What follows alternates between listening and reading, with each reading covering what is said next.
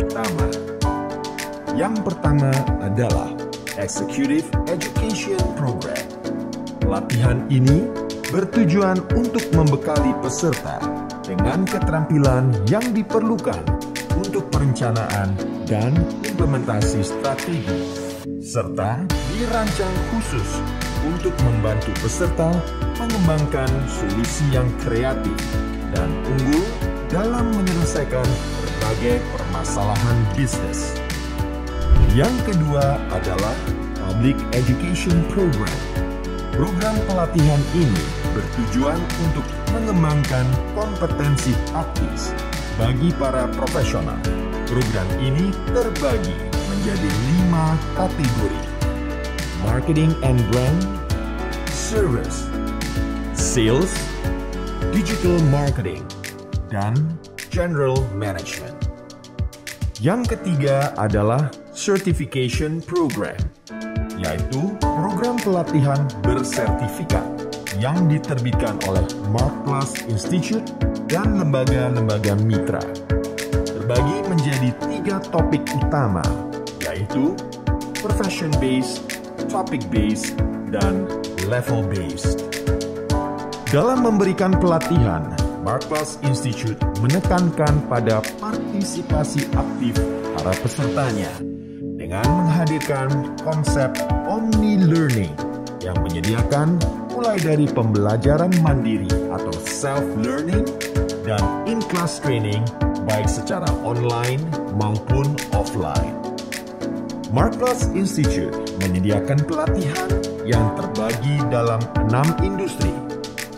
Pertama, Financial Services and Insurance. Kedua, Automotive, Transportation, and Logistics. Ketiga, Healthcare, Pharmacy, and Media Communication. Keempat, Consumer, Property, and Retail. Kelima, Resources, Infrastructure, and Utilities. Serta keenam, Government and Public Services.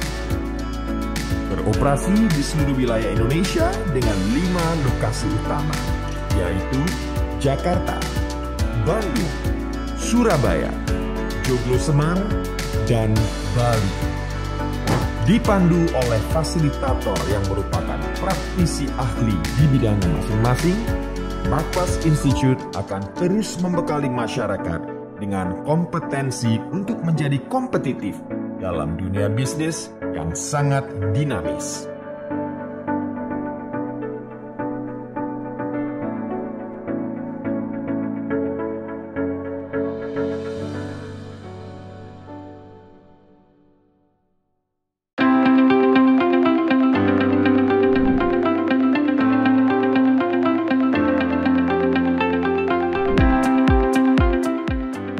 Di era digital didefinisikan sebagai 5A.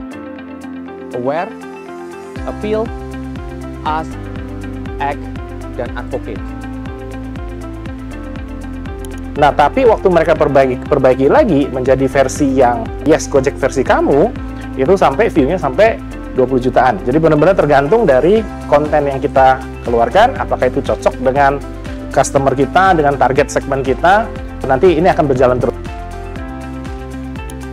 Nah, setelah kita kasih bobot prioritasnya, kita timbang di kolom sebelah kanan adalah account-account kita. Kolom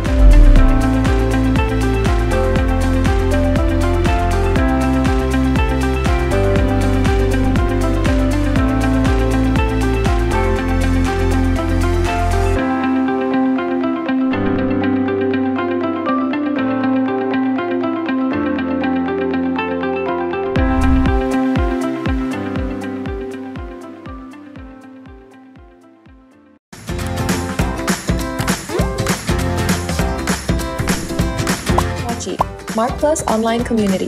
Ingin berkontribusi dalam survei-survei online? Memiliki minat dan insight yang bisa dibagi dalam dunia bisnis dan marketing? Mau dapat hadiah uang tunai dan emas? Bahkan hadiah yang bisa kamu request sendiri? Kalau iya, kamu wajib banget follow Instagram @mochi_id.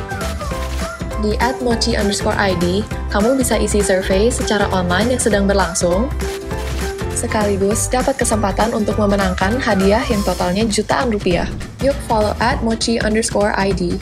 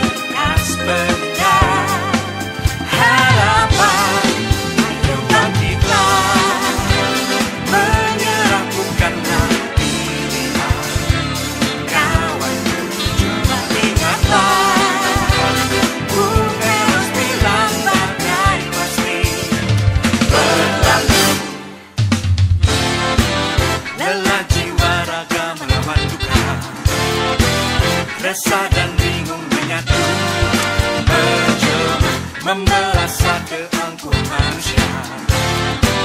Inikah akhir dunia? Doa yang khusyuk meretas, sambil petunjuk asaku merasuk. Manusia adalah penyintas cobaan ribuan tahun. Mengapa kali ini harus takut?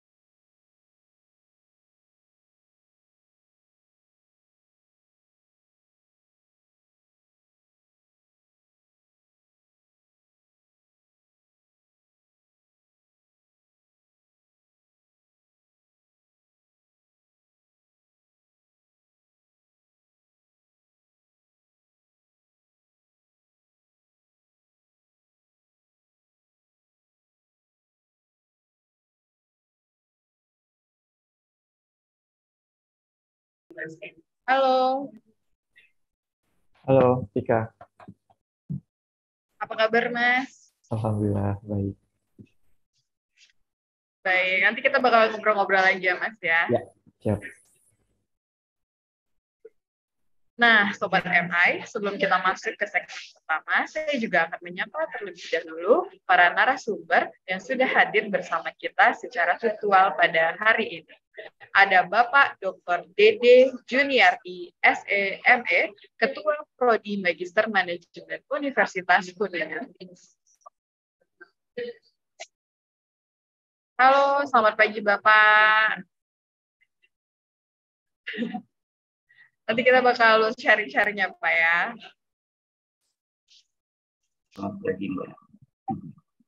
Baik, selanjutnya juga ada Bapak Dr. Andes Budi Suprapto, MBA, MM, Dekan Fakultas Bisnis dan Ekonomi, Universitas Atmajaya, Yogyakarta. Halo, selamat pagi. Pagi Pak, salam kenal Pak. Selamat kenal. Apa kabar Pak? Baik. Ini di Jogja ini agak mendung-mendung Oke. panas. Oke,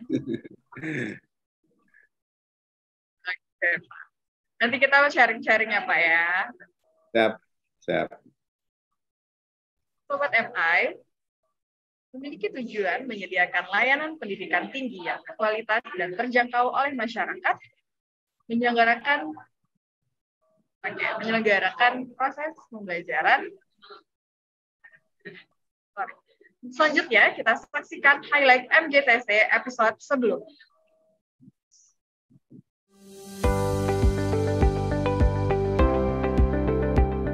Kita benar-benar harus bisa mengalokasikan waktu untuk membangun jejaring dengan berbagai macam individu dari berbagai lingkungan yang berbeda, supaya kita bisa dapat berbagai macam point of view. Ada istilahnya digitization, ya, di mana memang awalnya ini dari analog pekerjaan fisik-fisik itu sekarang dialihkan di suatu digital. Misal dulu nulis tangan, kemudian sekarang di Word, kira-kira seperti itu. Penggunaan kalkulator dan lain-lain. Itu namanya digitization. Memicu kami untuk berinovasi dan berkreatif dalam melakukan suatu proses pembelajaran.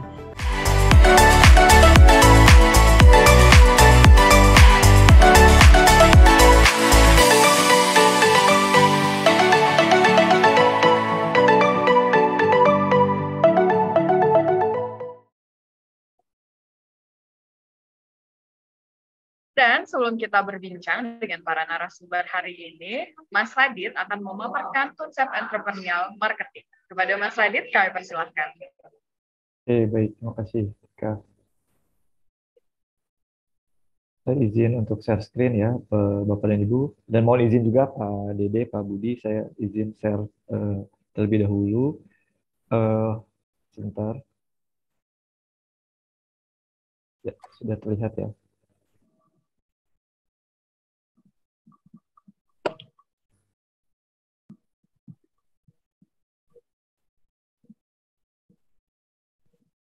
Oke, baik. Selamat pagi, salam sejahtera bagi kita semua, Bapak dan Ibu, Sobat MI. Pada kesempatan kali ini saya akan sharing sebuah topik yang berjudul Educating the Next Generation Leaders. Jadi Bapak dan Ibu, saat ini proses pembelajaran itu sangat dinamik ya, baik itu untuk konteks di akademisi maupun untuk di dunia usaha ataupun dunia kerja gitu. Semuanya mengarah ke arah yang lebih dinamis gitu ya, karena kita dihadapkan dengan eranya VUCA gitu ya, volatility in change, uncertainty in competitor, complexity in customer, dan juga ambiguity in company. Nah, kita bisa melihat gitu ya, di dunia akademik misalnya, kita saat ini sudah sangat familiar dengan istilah Merdeka Belajar, di mana saat ini teman-teman mahasiswa diberikan kebebasan untuk memilih topik-topik ataupun mata kuliah yang sesuai dengan minatnya. Kemudian juga kita bisa lihat nuansa pembelajarannya sudah mulai bergeser juga gitu ya. Dari yang dulu banyak atau dominan di dalam kelas, saat ini tidak melulu di dalam kelas, tapi juga ada aktivitas-aktivitas yang di luar kelas. Nah, begitupun untuk dunia kerja dalam konteks ini adalah terkait dengan people development gitu. Ke depan di tahun-tahun mendatang nanti proses people development itu akan semakin omni gitu ya, dengan mengintegrasikan antara proses pembelajaran secara online ataupun offline. Kemudian fokusnya lebih nanti ke arah bagaimana kita melakukan upskilling dan juga reskilling supaya kita tetap bisa menjadi relevan dengan perubahan ataupun dinamika landscape bisnis yang terjadi seperti itu. Nah, di sini kita bisa melihat ya ada beberapa statement atau kutipan dari 3 prominent business figures skala global. Kita bisa lihat yang pertama dari Pedi, beliau adalah Executive Chairman Tata Business Excellence Group. Di statementnya beliau menyatakan bahwa development itu sebenarnya sudah jauh melebihi classroom gitu ya. Saat ini lebih ke arah conversation, artinya sifatnya lebih ke 2 arah gitu ya, bukan saja sekedar yang lecturing yang 1 arah, tapi conversation 2 arah antara learner dan juga nanti yang memberikan materinya seperti itu. Kemudian kita lihat lagi dari Samantha Hemok, beliau adalah Chief Learning Officer dari American Express. Di statementnya beliau menyatakan bahwa virtual approach itu sebenarnya memberikan flexibility dan juga lebih menarik gitu ya bagi para learner untuk belajar dengan cara yang berbeda. Kemudian yang ketiga kita bisa lihat statement dari Nick Van Dam, beliau adalah mantan Chief Learning Officer dari McKinsey, bahwa katanya ada opportunity yang sangat besar untuk menjadikan workplace itu menjadi learning place. Ya, tadi ya, supaya kita tetap bisa relevan di dunia kerja ataupun di working place itu harus juga menjadi learning place. Artinya ketika ada hal-hal yang baru, kita harus cepat dengan adaptif dan secara agile mengadaptasi perubahan-perubahan tersebut gitu.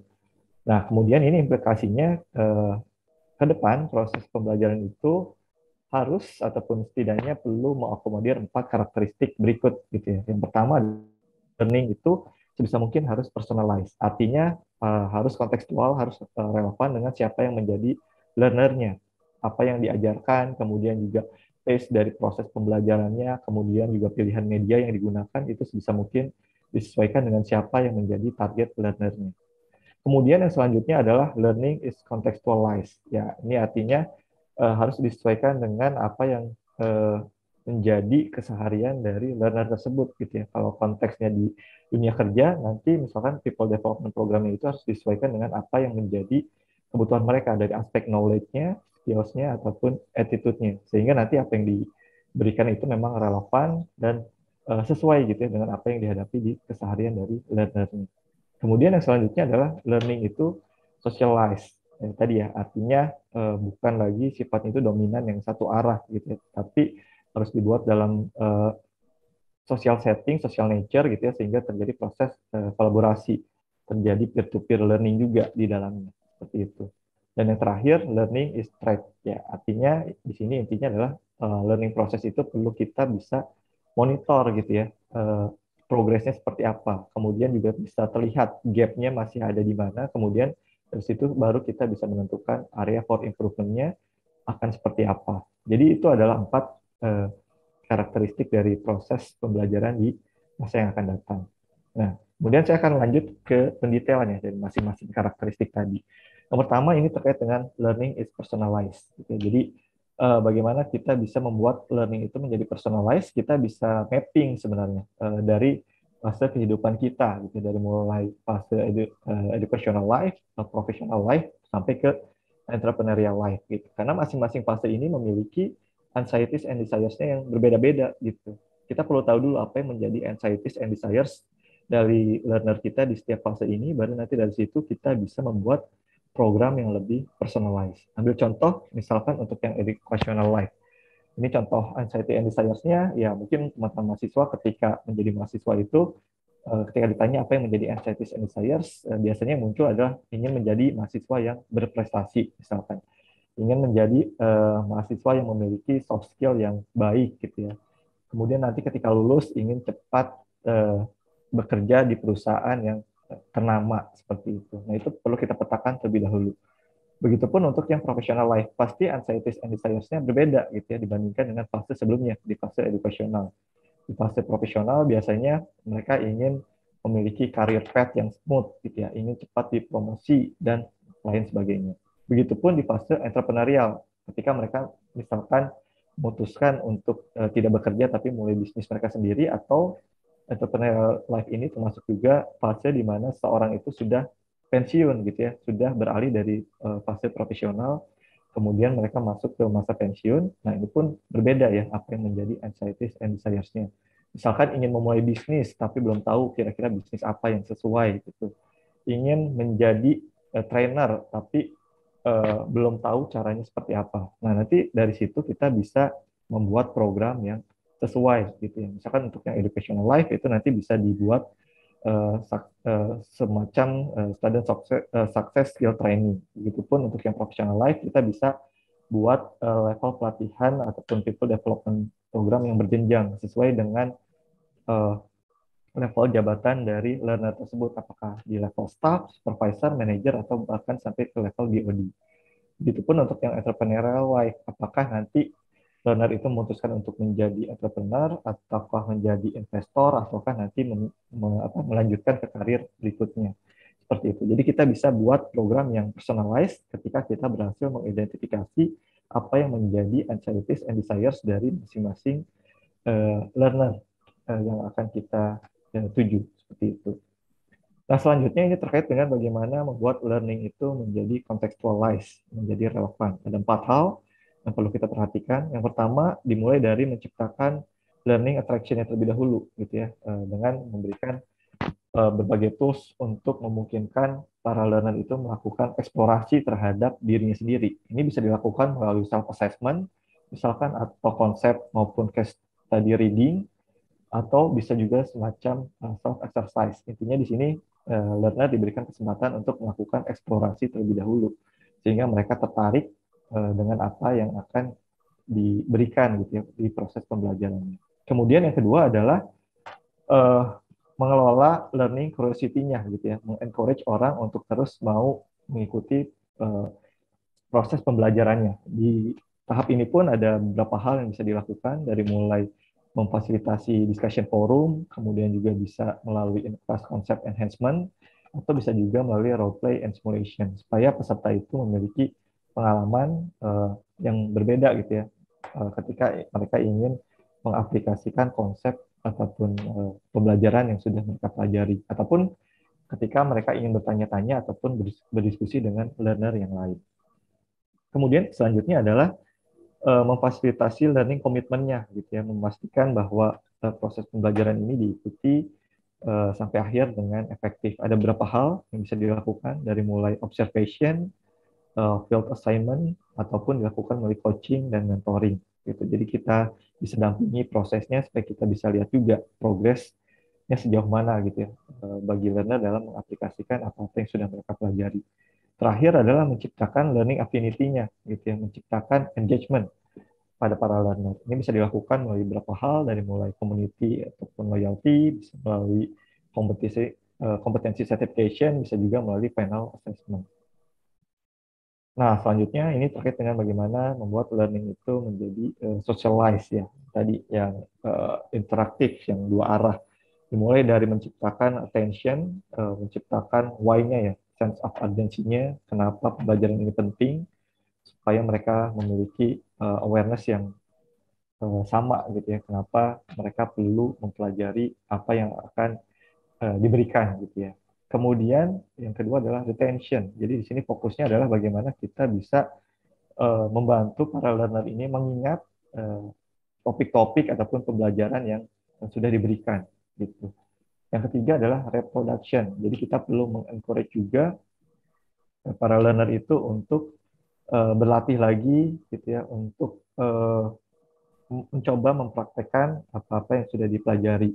Nah, ini bisa juga diberikan semacam latihan ataupun feedback, dan kemudian nanti bisa diberikan feedbacknya itu oleh yang mengajarnya ataupun nanti oleh rekan-rekannya. Jadi ada peer-to-peer learning prosesnya. Kemudian yang terakhir ini terkait dengan motivation. Jadi di sini tugasnya adalah bagaimana kita bisa mendorong, memotivasi para learner ini untuk secara konsisten mengaplikasikan apa-apa yang sudah mereka pelajari. Ini bisa dilakukan melalui dua mekanisme, melalui reward ataupun melalui reinforcement. Seperti itu. Reward bentuknya tidak selalu yang monetary, tapi juga bisa diberikan dalam bentuk yang non-monetary. Reinforcement ini lebih ke hal-hal yang terkait dengan disiplin gitu ya, semacam punishment ketika nanti learner ini tidak ataupun enggan mengaplikasikan apa yang sudah mereka pelajari. Seperti itu.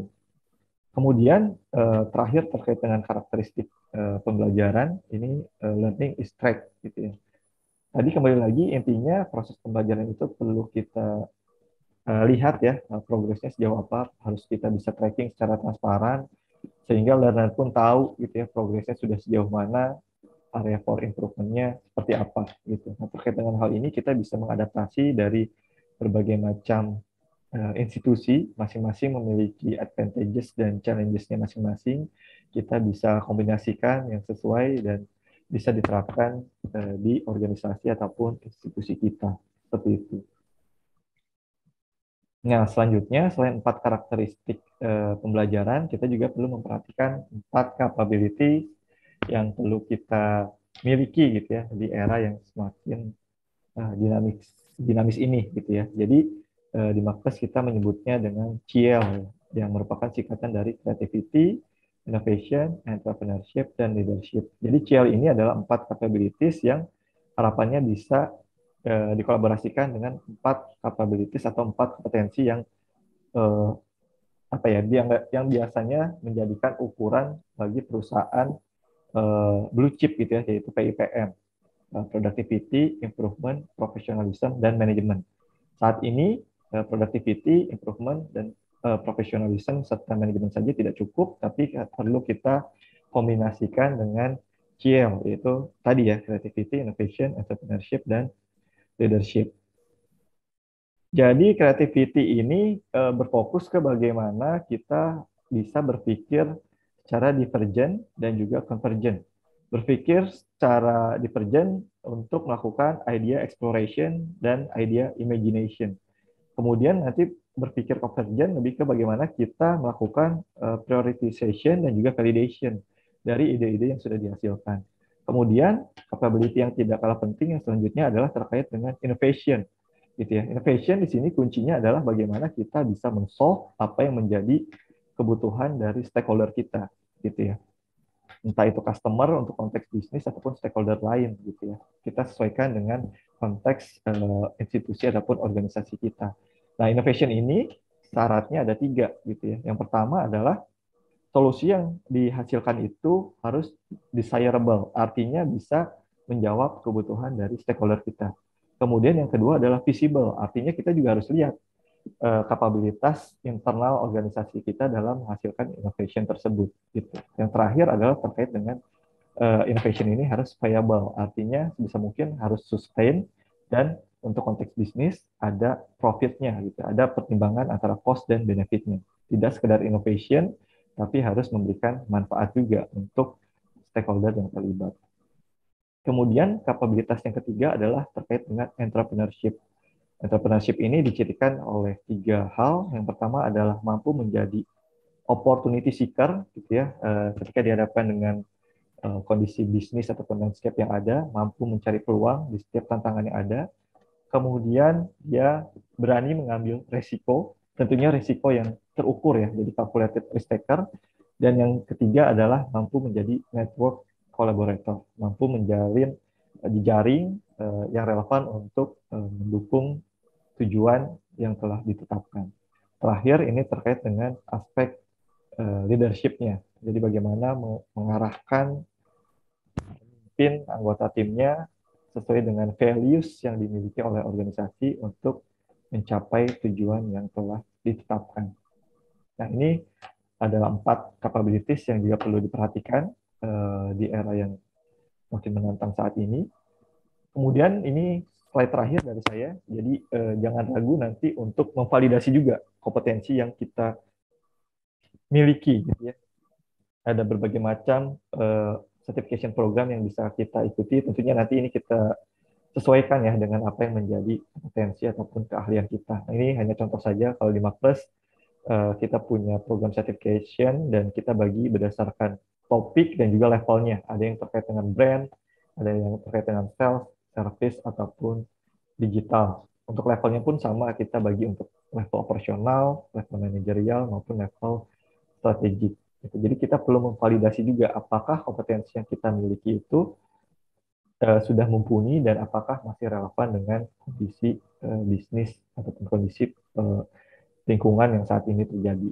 Nah, ini hanya contoh saja yang bisa teman-teman ataupun sobat MI pertimbangkan. Gitu ya. Jadi kembali lagi, kalau saya refresh dari awal ada 4 karakteristik pembelajaran yang perlu kita perhatikan ya, dari mulai learning itu personalized, contextualized, kemudian juga socialized, dan terakhir learning is threat.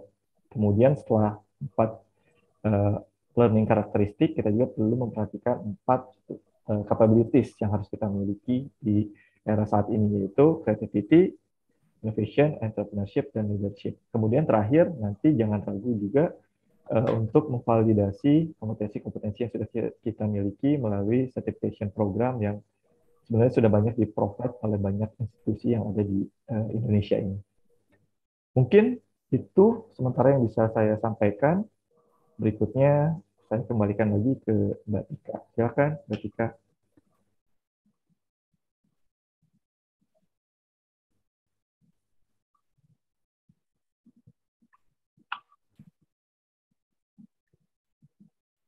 Ya, oke, terima kasih Mas Radit.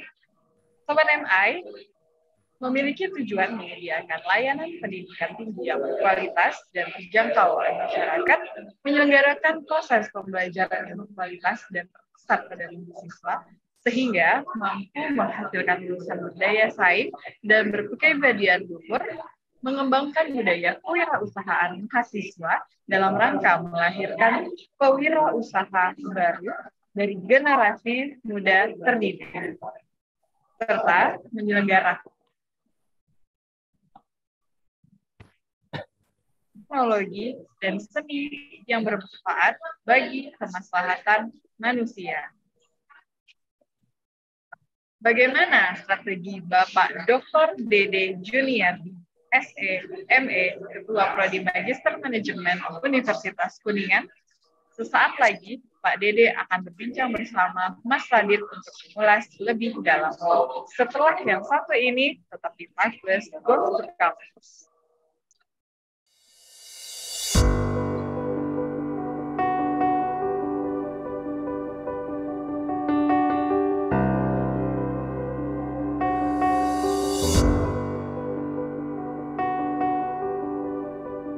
Era globalisasi, persaingan semakin kompetitif. Dibutuhkan sumber daya manusia yang kreatif dan inovatif.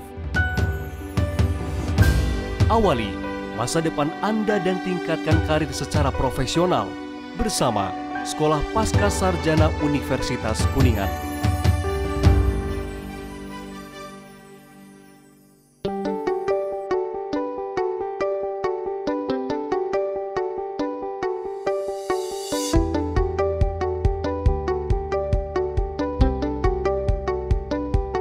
Selamat datang di Sekolah Pascasarjana Universitas Kuningan. Kampus dengan suasana alam yang asri, menyenangkan, dan iklim akademik yang terus tumbuh dalam mengembangkan karakter dan memaksimalkan potensi mahasiswa. Sekolah Pascasarjana Universitas Kuningan menerima mahasiswa S1 dari berbagai disiplin ilmu untuk dididik menjadi akademisi profesional. Berdiri sejak tahun 2006, kegiatan belajar mengajar di Sekolah Pascasarjana Universitas Kuningan didukung oleh tim pengajar yang unggul dengan kualifikasi doktor dan profesor dari berbagai disiplin ilmu. Sekolah Pascasarjana Universitas Kuningan menyelenggarakan pendidikan dan pembelajaran yang berkualitas untuk menghasilkan lulusan yang kreatif, berkarakter, dan berdaya saing. Menghasilkan karya inovatif yang dapat menunjang pembelajaran, pengembangan keilmuan, dan pemberdayaan masyarakat. Menyelenggarakan program pemberdayaan masyarakat untuk meningkatkan kesejahteraan masyarakat. Serta mengembangkan kesejahteraan dengan institusi nasional dan internasional dalam rangka meningkatkan kualitas dan reputasi institusi. Mahasiswa Sekolah Pascasarjana Universitas Kuningan dikenalkan dengan pemahaman-pemahaman baru terhadap isu yang sedang berkembang, sehingga mahasiswa mampu melakukan kajian-kajian keilmuan serta menemukan sebuah strategi dan solusi bagi masalah yang sedang terjadi. Sekolah Pasca Sarjana Universitas Kuningan terdiri atas 3 program studi magister, yaitu Pendidikan Ekonomi, Pendidikan Biologi, dan Magister Manajemen. Ditunjang dengan berbagai fasilitas pembelajaran yang memadai, laboratorium terpadu yang modern, dan staf yang profesional membuat layanan kepada mahasiswa semakin berkualitas.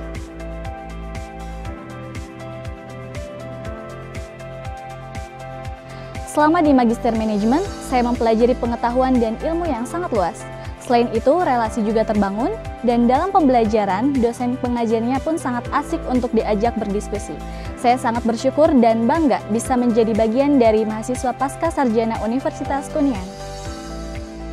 Sebagai komitmen penuh mendedikasikan diri dalam penyelenggaraan pendidikan yang berkualitas, terdapat berbagai program kegiatan yang menjadi keunggulan Sekolah Pasca Sarjana Universitas Kuningan, yaitu pembelajaran jarak jauh dan share learning.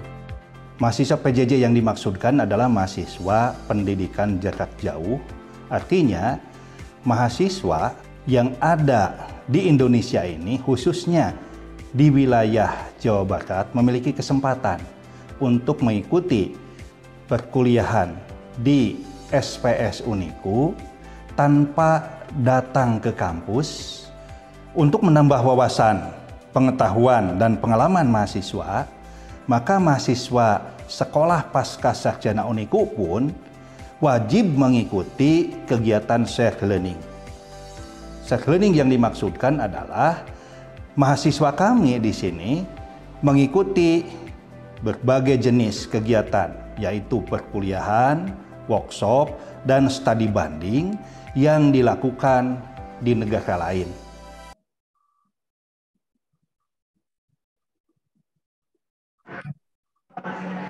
Sobat MI, dalam segmen ketiga kali ini kita akan berbincang bersama Bapak Dr. Dede Juniardi, SE, ME, Ketua Prodi Magister Manajemen Universitas Kuningan, yang akan dipimpin langsung oleh Mas Radit. Sobat MI bisa langsung mengajukan pertanyaan melalui kolom chat juga. Mas Radit dan Pak Dede, the time is yours. Terima kasih Mbak Tika. Selamat pagi Pak Dede. Selamat pagi Mas Radit. Apa kabar Pak? Ya, siap. Sudah Baik. Baik, silakan Pak untuk materi sharingnya. Nanti setelah itu kita akan berdiskusi ya. Silakan Pak. Baik, Bismillahirrahmanirrahim. Terima kasih sebelumnya kepada Maklus yang sudah memberikan kesempatan untuk share knowledge hari ini dengan seluruh peserta yang ada. Kami dari Sekolah Pasca Sarjana Universitas Kuningan, sebetulnya kalau dibilang kami belum terlalu lama ya untuk program studi Magister Manajemen. Kami sudah mulai beraktivitas itu di tahun 2017 begitu. Dari 3 program studi yang ada di kami adalah yang bungsu ya. Ada pendidikan ekonomi, ada pendidikan biologi, dan ada kami Magister Manajemen. Nah, pada kesempatan ini saya tentu ingin sedikit sharing bagaimana harusnya pendidikan itu juga mengadopsi tentang perkembangan-perkembangan yang terjadi. Karena mau tidak mau, suka tidak suka, apapun yang kita hadapi saat ini itu adalah kita harus lebih kreatif, lebih inovatif, ya seperti disampaikan oleh pakar yang mengatakan bahwa inovatif atau mati, begitu. Nah, pada kesempatan ini saya ingin share materi. Saya share screen dulu.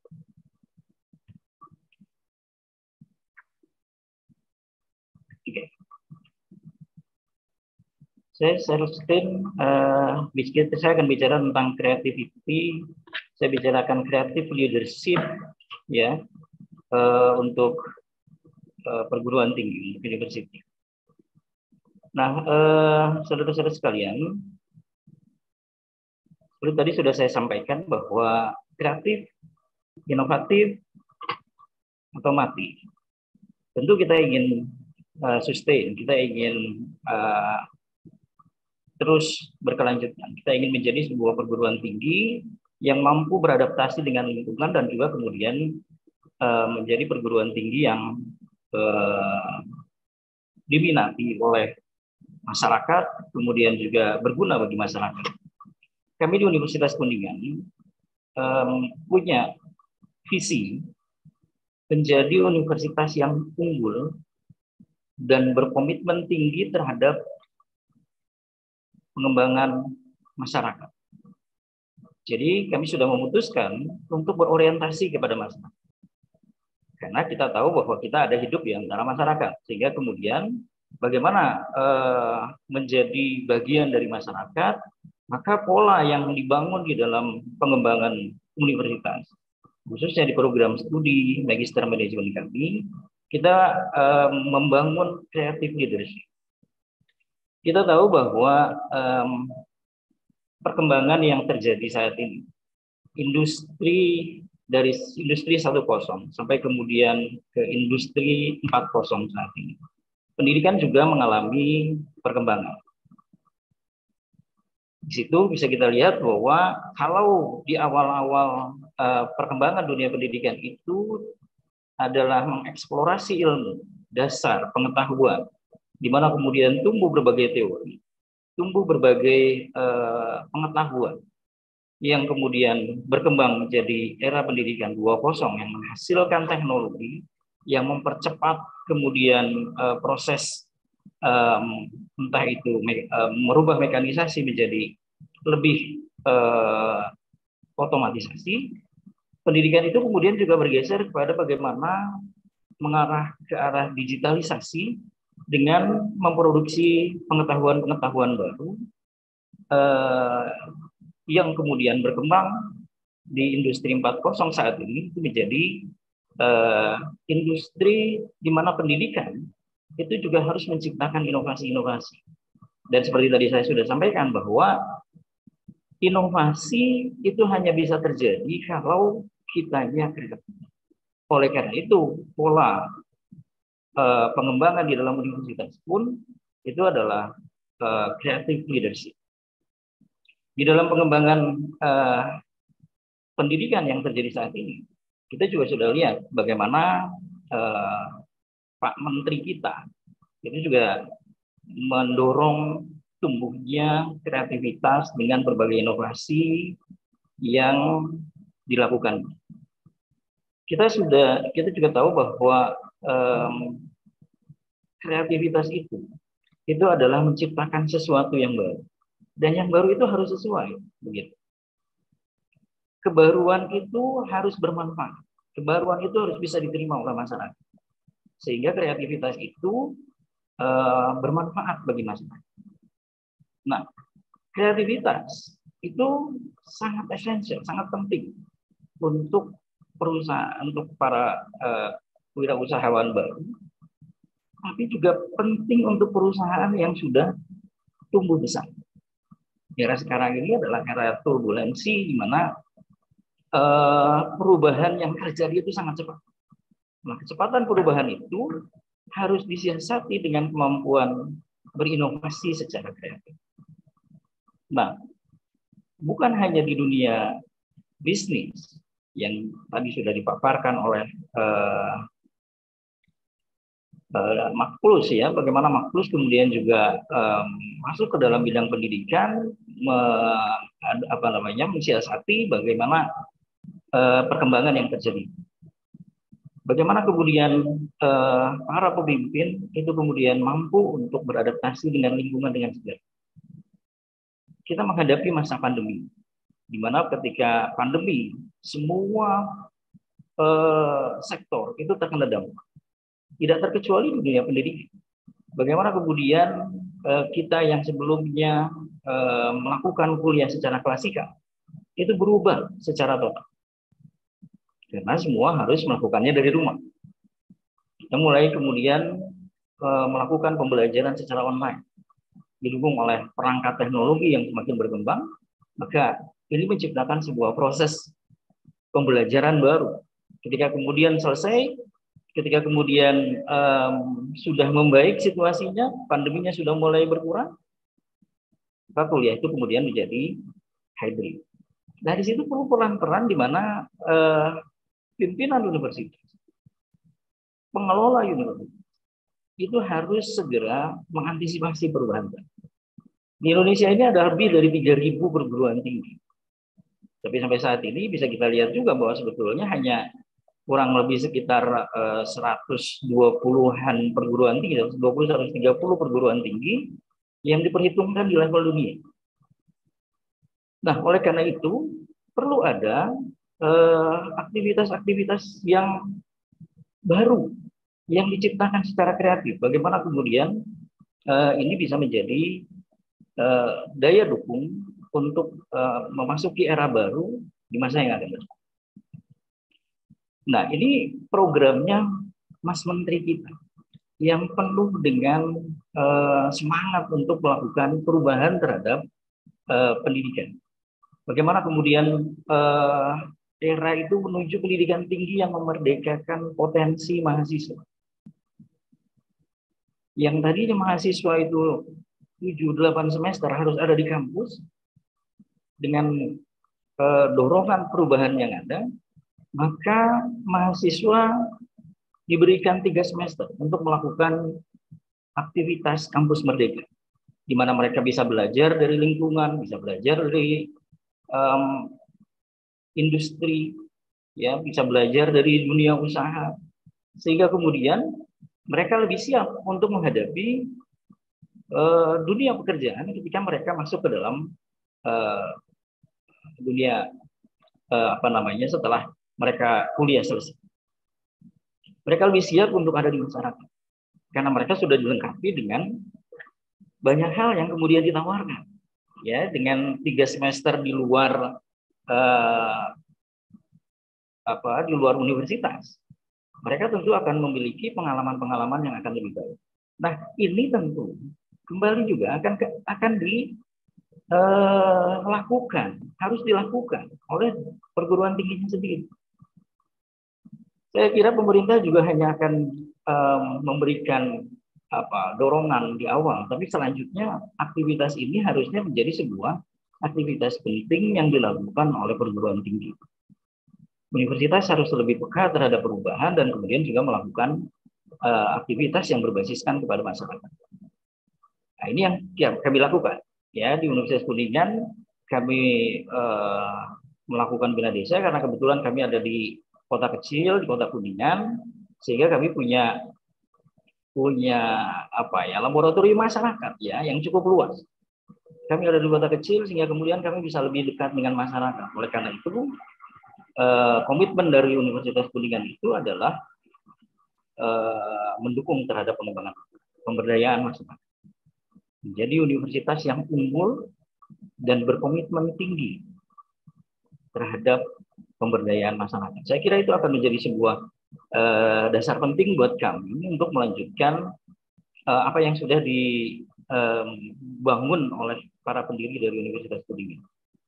Ya, jadi perlu diketahui bahwa Universitas Kuningan sendiri mulai menjadi universitas, ya, itu tahun 2004.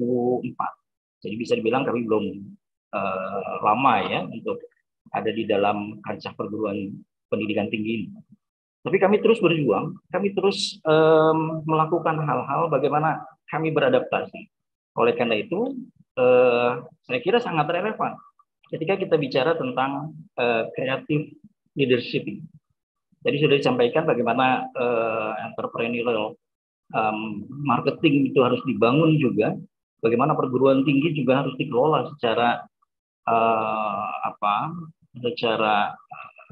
entrepreneur begitu, sehingga kemudian juga perguruan tinggi itu bisa lebih bisa membangun suasana yang ada di dalam kampusnya bukan hanya sekedar sebagai tempat belajar, tapi juga tempat untuk mencari pengalaman yang luar biasa.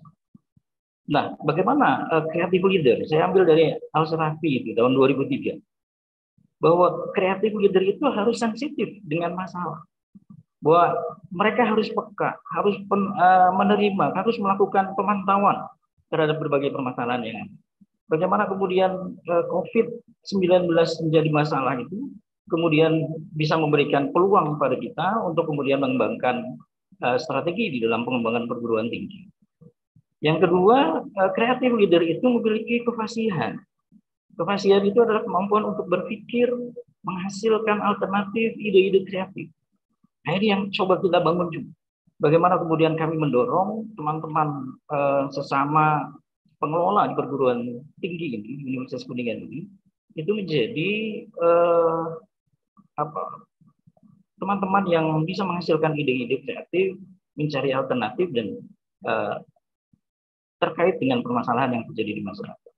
Kemudian juga terkait dengan originalitas, menciptakan atau menghasilkan solusi baru, ide-ide yang tidak biasa, ide-ide yang tidak konvensional. Yang keempat, itu adalah fleksibilitas. Adaptasi cepat, transformasi, transisi, pemikiran ke arah beragam dan kemampuan untuk mengubah keadaan ya dengan sesuai dengan situasi yang berubah. Jadi kembali lagi bahwa saat ini perubahan itu sangat luar biasa. Perkembangannya sangat cepat. Bukan hanya karena didorong oleh revolusi yang terjadi antar mendorong. Kemarin COVID, ya wabah itu mendorong kita juga untuk terus menghadapi perubahan-perubahan. Nah, creative leader di perguruan tinggi tentu akan mendorong menjadi creative university. Dan ini sudah kita lihat juga sih sebetulnya. Kita juga mencontoh beberapa perguruan tinggi, baik di dalam maupun di luar negeri, yang kami lihat bahwa mereka cukup kreatif begitu ya. Oleh karena itu kami juga sama seperti apa yang tadi sudah disampaikan, kita juga sudah membangun kolaborasi dengan banyak perguruan tinggi. Ya, kita juga bukan hanya di level nasional, tapi juga di level internasional. Tujuannya tentu kita juga perlu banyak belajar, kita perlu banyak untuk melakukan hal-hal kreatif yang memang kemudian bisa kami bawa kepada mahasiswa kami. Begitu. Ya, jadi itu yang kemudian kita cermati bahwa universitas yang kreatif itu ternyata memang lebih diminati. Sehingga disitulah kami juga belajar bagaimana kami harus untuk kemudian membangun menjadi universitas kreatif, ya, kemudian menjadi dengan kepemimpinan yang kompetitif. Kami tentu terus memperbaiki diri dengan melakukan perubahan-perubahan karena ini yang akan kami lakukan. Bahwa creative leader itu akan menciptakan creative company, dalam hal ini creative university ya. Universitas kreatif itu akan memenangkan pengakuan sebagai tempat terbaik untuk belajar. Ya, bukan hanya company, tapi universitas kreatif pun itu diperlukan ya. Jadi ini juga kemudian akan memberikan pengakuan ya sebagai tempat terbaik untuk belajar. Kami sudah terlibat dengan MBKM ya cukup beberapa tahun terakhir, tentu bukan dengan pasca sarjana karena MBKM itu tidak berlaku di pasca sarjana ya, itu hanya di program sarjana. Tapi dari hasil tadi Creative University yang kemudian kita tumbuhkan, yang kemudian kita juga bawa ke level pasca sarjana dengan aktivitas kemandirian yang kami lakukan, kami membangun jejaring dengan berbagai pihak, ya baik di level lokal Kuningan, karena orientasi kami adalah pemberdayaan masyarakat, maupun di luar Kuningan yang terus kita bangun menjadi sebuah kekuatan untuk mengembangkan dan menularkan kreativitas ini kepada masyarakat. Nah, ini beberapa hal lagi ya, saya adaptasi dari risetnya Forrester ya. Forrester membuat tulisan tentang creative dividend, how creativity impact result. Bagaimana kita kemudian menciptakan itu? Ini yang saya kira perlu dipahami oleh teman-teman semua, ya, bahwa pemimpin kreatif itu Yang pertama itu adalah bagaimana menghargai pola pikir kreatif, ide-ide kreatif. Bukannya kemudian karena dianggap nyeleneh, akhirnya ide itu dimatikan. Oleh karena itu, pemimpin kreatif harus menghargai pola pikir kreatif. Bagaimana kemudian ide-ide baru, ide-ide segar yang kemudian bisa memberikan dampak terhadap pengembangan keilmuan, terhadap penerimaan dari stakeholder, terhadap kebutuhan untuk pengembangan mahasiswa, itu perlu untuk dihargai. Kemudian, tempatkan kreativitas dalam agenda pengembangan universitas. Saya nggak tahu di tempat lain. Barangkali mereka memang sudah memasukkan ini. Jadi, kelihatan beberapa universitas yang kreatif, ya, itu juga sudah memasukkan agenda-agenda kreativitas ini di dalam pengembangan universitasnya. Ini yang juga saya terus sampaikan, dorong kepada teman-teman yang lain. Tempatkan kreativitas dalam agenda pengembangan universitas. Ketika kita bicara tentang rencana jangka panjang, rencana jangka menengah, ataupun rencana jangka pendek, kita nggak hanya bicara tentang akademik as usual, ya. Jadi hanya bicara tentang tridharma yang kemudian kelihatannya kita akan lebih banyak bergerak dalam perencanaan pengajaran, perencanaan penelitian maupun perencanaan pengabdian. Tapi bagaimana perencanaan-perencanaan tadi itu dibangun dengan kreativitas. Bahwa tridharma perguruan tinggi yang dibangun itu kemudian diwarnai dengan kebaruan-kebaruan, dengan pola-pola yang kemudian bisa memberikan nilai tambah kepada masyarakat. Yang ketiga, hadiahi peran kreatif.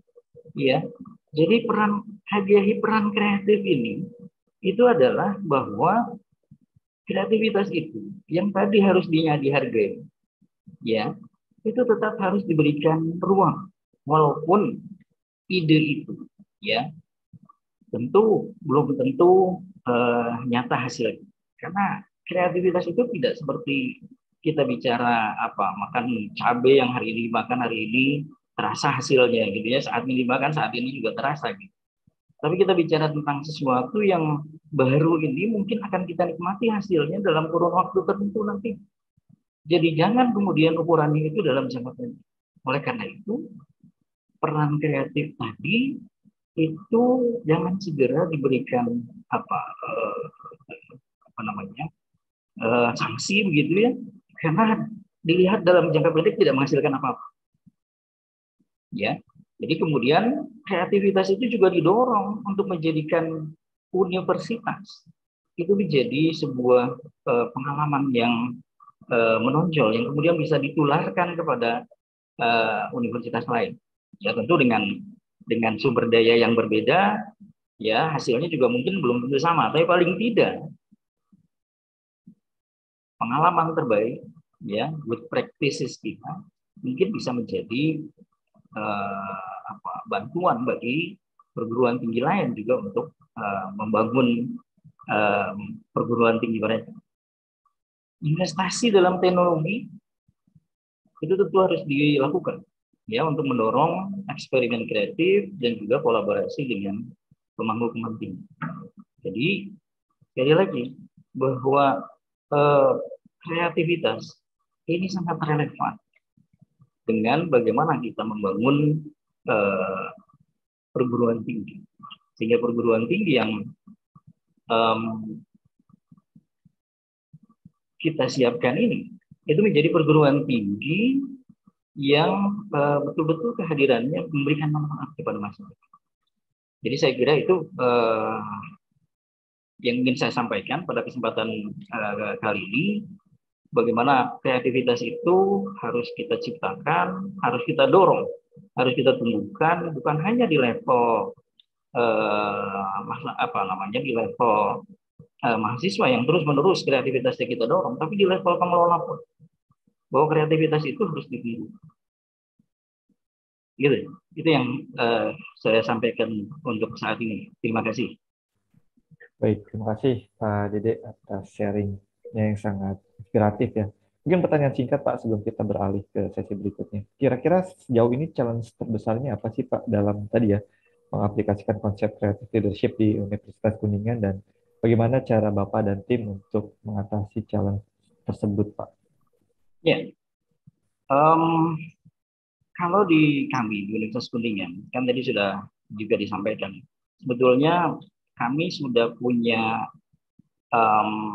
dari founding fathers itu sudah punya nilai-nilai penting dan kemudian diwujudkan dalam visi tadi bahwa pendidikan itu adalah hak segala bangsa, begitu ya, bahwa pendidikan itu tidak boleh hanya untuk yang mampu untuk membayar mahal misalnya begitu ya. Jadi kami tidak ke situ bicaranya, tapi kita lebih bicara tentang pendidikan yang lebih bisa mengarah kepada pemerataan, bahwa setiap orang punya kesempatan untuk menjangkau pendidikan yang lebih baik, pendidikan yang lebih tinggi.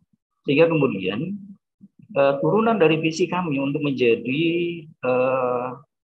universitas yang unggul dan berkomitmen tinggi terhadap pemberdayaan masyarakat, itu diturunkan ke level di mana kami kemudian membangun kolaborasi dengan stakeholder, terutama di lokal di universitas di Kuningan ya, di Kabupaten Kuningan ini kita menjadi perguruan tinggi yang kemudian bisa memberikan contoh di dalam pengembangan kreativitas dengan pendekatan creative leadership tadi.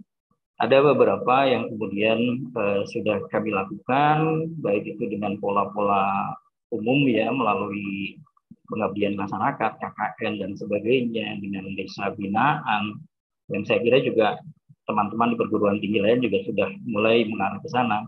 Orientasi kami adalah bagaimana kemudian kami berperan serta di dalam pembangunan di Kabupaten Kuningan ini, sehingga kami menjadi salah satu mitra penting bagi pemerintah daerah.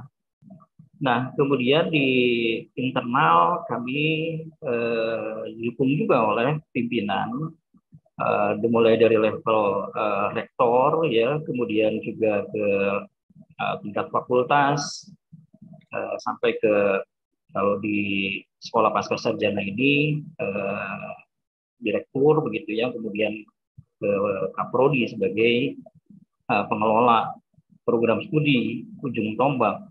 Kami membangun sistem bagaimana menciptakan kreativitas, mendorong teman-teman untuk terus melakukan evaluasi terhadap baik itu proses pembelajaran ya, biasa kalau kita bicara tentang FPS, kita bicara tentang materi, kita bicara tentang buku apa, kita bicara tentang kurikulum bagaimana, itu yang kemudian kita bawa ke level yang lebih tinggi, karena itulah kemudian yang akan menjadi dasar di mana kemudian orang akan melihat kami sebagai sebuah perguruan tinggi yang kita saat ini memang masih terus melakukan perbaikan-perbaikan menjadi creative university.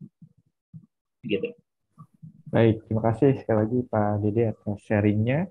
Sebelum saya beralih ke narasumber berikutnya, saya akan kembalikan terlebih dahulu kepada Mbak Kartika. Silakan Mbak Kartika.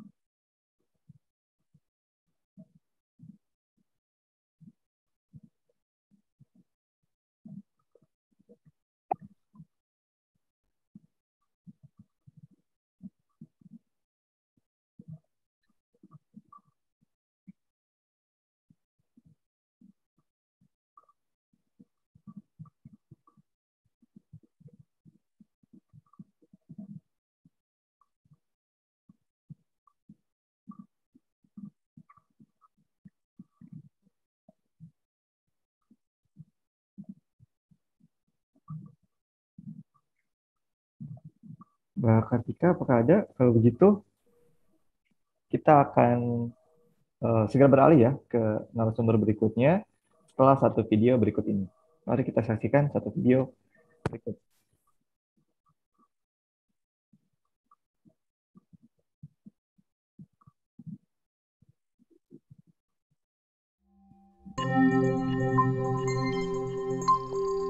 atmosfernya untuk belajar itu menyenangkan gitu. Lalu ada banyak public space, terus lalu tempat-tempat untuk riset atau belajarnya juga banyak banget.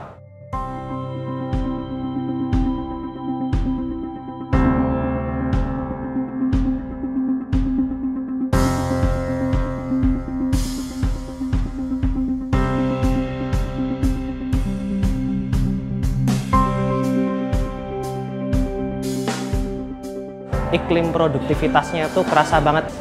Sementara dosen-dosennya juga kompeten, sangat mendukung aktivitas-aktivitas mahasiswanya.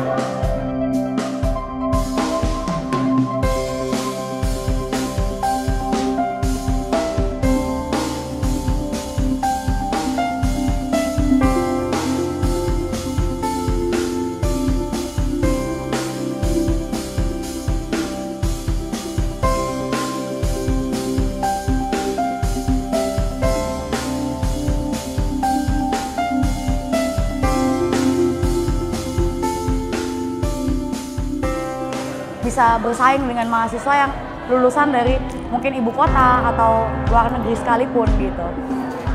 Iklim belajar di Atmajaya ini sangat menjunjung tinggi multikulturalisme. Di Atmajaya ini mahasiswa muslim, baik mahasiswa muslim, mahasiswa Kristen, Katolik, Buddha, Hindu bisa belajar di sini tanpa dibeda-bedakan. Jadi benar-benar nggak cuman cetak mahasiswa, tapi kayak benar-benar ngolah mahasiswa itu jadi mahasiswa yang humanis.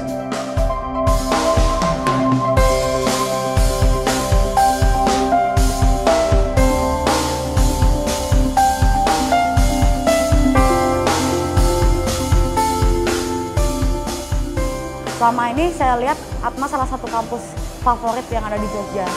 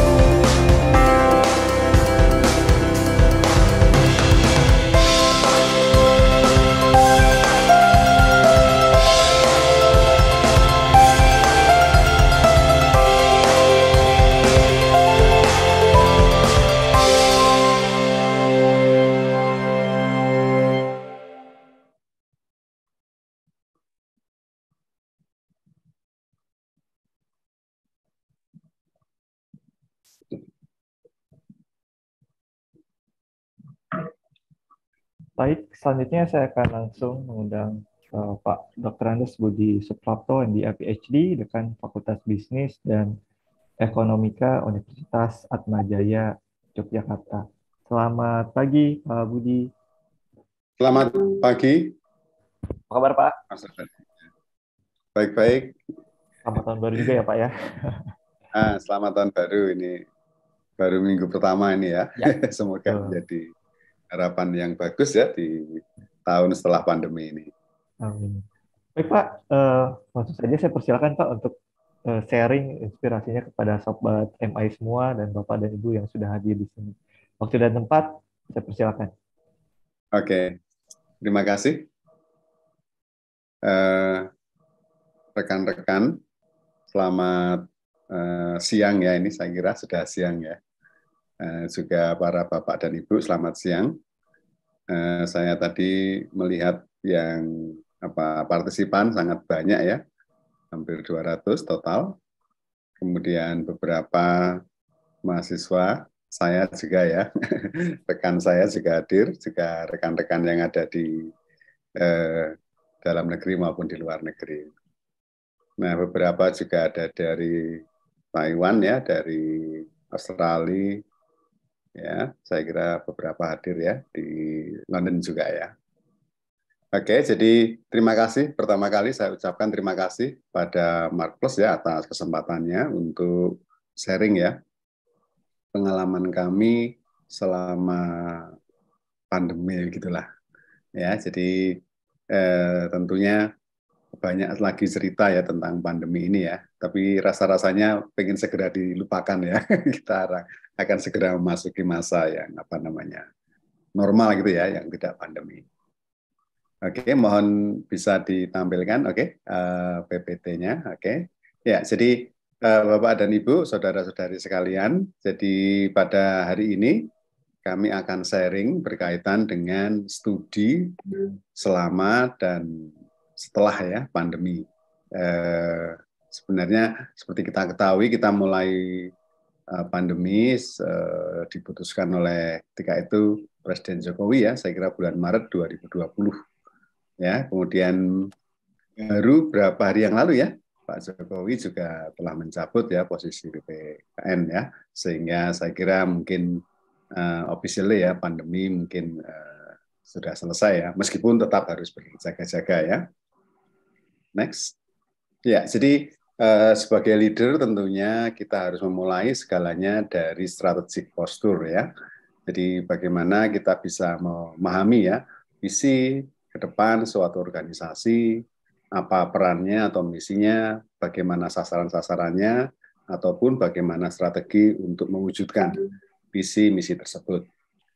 Kebetulan karena saya dekan di FBE, maka mungkin akan sharing sedikit ya berkaitan dengan bagaimana strategic posture di Fakultas Bisnis dan Ekonomika Universitas Atmajaya Yogyakarta. Jadi saudara-saudara sekalian bahwa sebenarnya kita mempunyai dua pilar begitu ya untuk survive ya, untuk sustain ya. Yang pertama yaitu tentang teknologi, yaitu digital teknologi saat ini tentunya ya. Kemudian yang kedua tentang globalisasi atau global mindset. Nah, visi ini sebenarnya sudah kita canangkan sejak tahun 2014. Kemudian kita perpanjang lagi pada 4 tahun berikutnya ya, karena tampaknya masih sangat relevan. Nah, tentunya misi kita berkaitan dengan servis pendidikan ya, khususnya pendidikan tinggi yang melibatkan 3 hal, yaitu pendidikan, penelitian, dan pengabdian masyarakatnya, education, researchers, community services. Nah, saya kira ini merupakan merupakan merupakan ciri ya, bagaimana sebuah universitas atau perguruan tinggi mampu mendukung ya, memberi masukan, mensupport ya masyarakatnya untuk berkembang lebih jauh ya, berkembang dengan lebih baik lagi.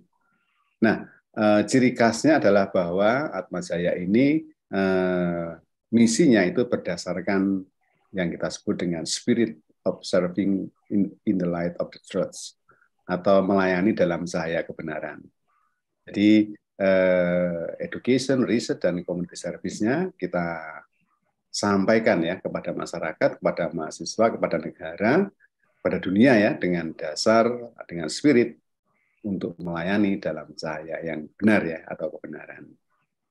Nah, di Fakultas Bisnis dan Ekonomika pada khususnya ini pada 4 tahun terakhir ini kita mempunyai 2 hal utama yang akan kita raih gitu ya, sebagai sasaran strategis. Yang pertama berkaitan dengan governance dan sustainability. Kemudian yang kedua berkaitan dengan competitiveness dan internationalization ya. Nah, kedua hal tersebut ya, baik berkaitan dengan sasaran yang pertama maupun sasaran yang kedua, ini kita akan raih, bukan akan ya, tapi beberapa sudah diraih ya, karena ini sudah berjalan ya, yaitu dengan melakukan restrukturisasi ataupun beberapa hal berkaitan dengan perubahan budaya ya. Kemudian yang kedua tentunya kita ingin selalu meningkatkan rekognisi ya di level internasional dan tentunya juga akreditasi internasional. Nah, tentunya strategic posture ini menjadi guidance ya bagi FBE UAJY ya untuk bagaimana selama beberapa tahun ini dan ke depan ya berkarya ya atau mengabdi kepada masyarakat. Nah, mungkin pada kesempatan ini saya akan sharing sedikit berkaitan bagaimana FBE khususnya atau Atmajaya secara umumnya ini mampu melalui ya pandemi dengan servis yang baik ya, dengan servis yang oke gitu ya, dengan berbagai macam keterbatasan tentunya ya, kepada mahasiswa dan kepada masyarakat. Mungkin next.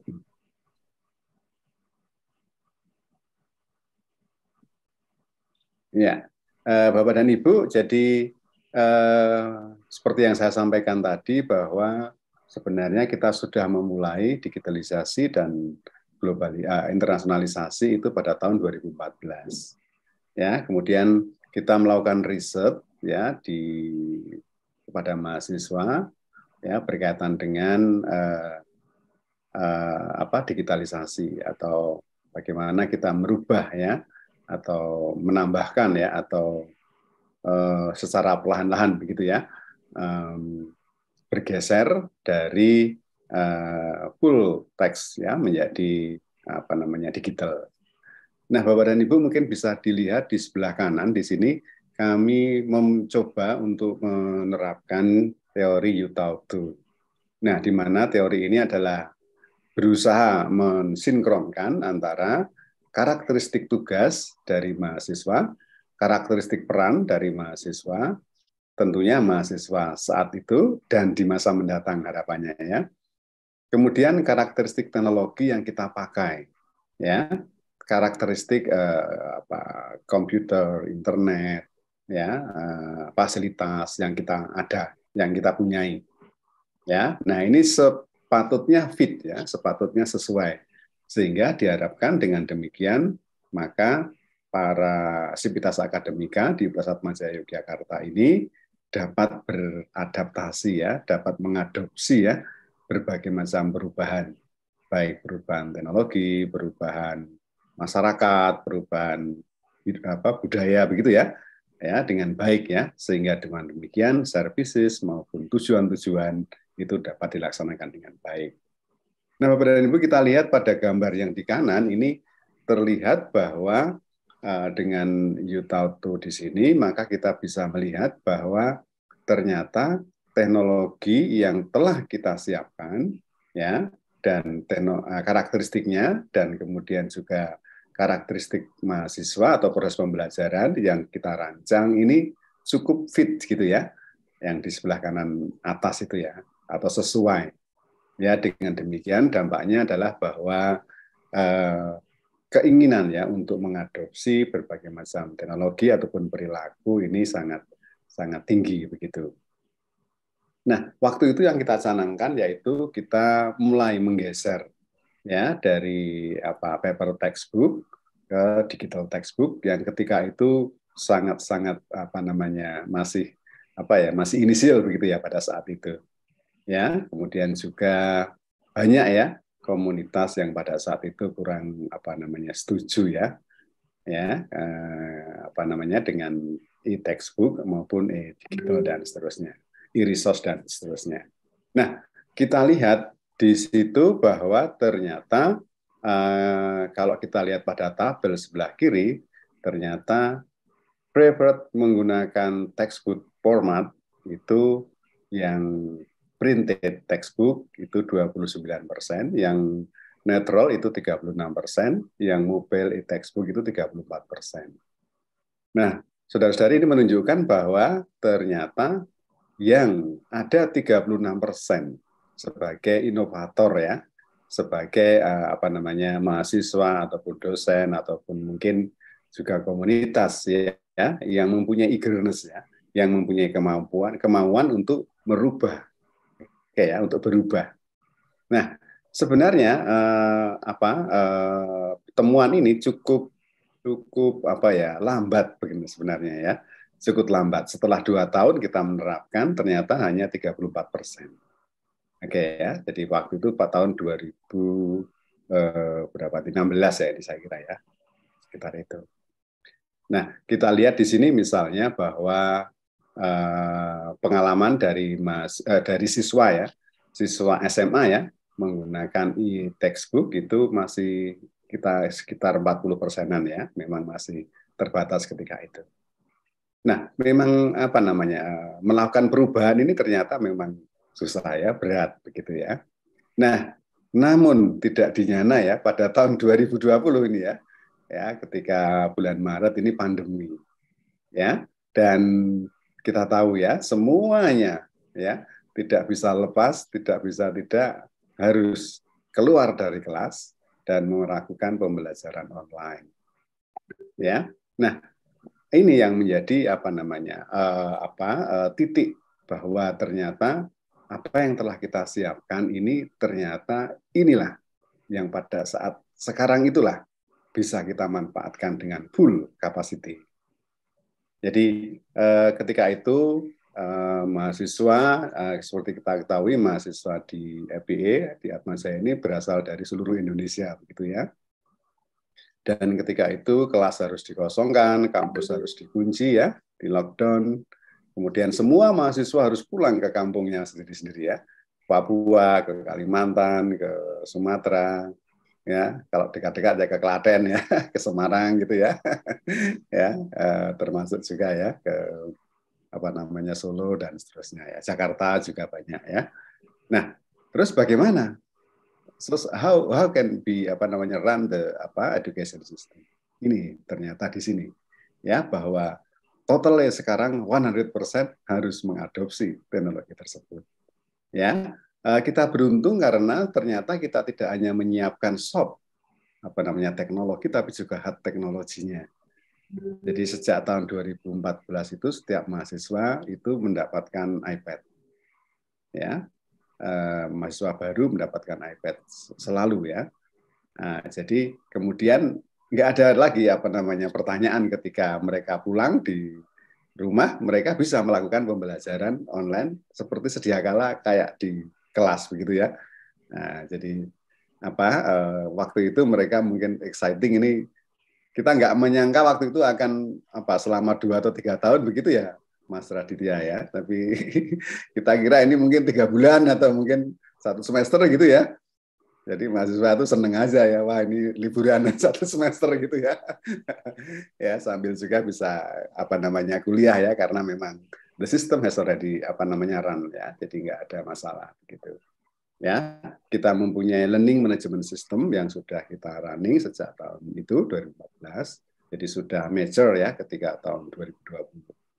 Ya, kemudian kita juga berlangganan ya e-textbook seperti Pearson, John Wiley ya, itu sudah mungkin sekitar 15 sampai 20 tahun yang lalu ya, sehingga sudah ya terbiasa begitu ya. Nah, ternyata di sini jadi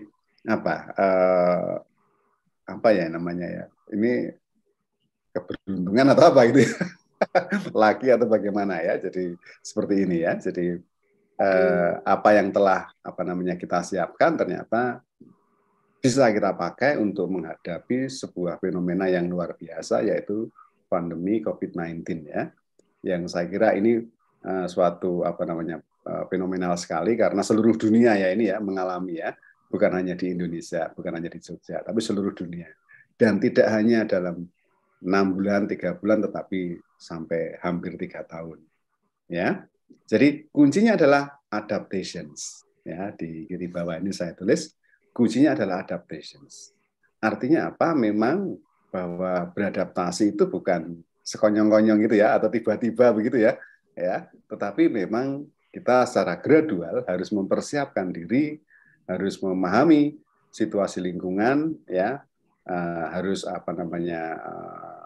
berusaha relevan ya dengan situasi ekonomi, situasi politik, teknologi dan sebagainya ya, sehingga pada saatnya ya terjadi krisis ya, seperti pandemi ini kan krisis ya, itu kita bisa ya melakukan penyesuaian dengan sangat mudahnya ya, sehingga servis yang disampaikan kepada masyarakat kepada mahasiswa tidak terkurangi ya, meskipun mungkin masih kagok gitu ya, mungkin cara mengajar secara biasanya di kelas, kemudian secara online tentunya sangat berbeda sekali ya.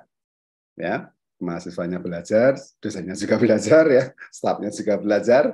Wah, ini luar biasa ya. Ya, namun demikian paling tidak kita bisa melalui selama 3 tahun ini. Ya, jadi ini mungkin bisa di-download di link di bawah tersebut ini ya, Mas Raditya ya. Oke, next.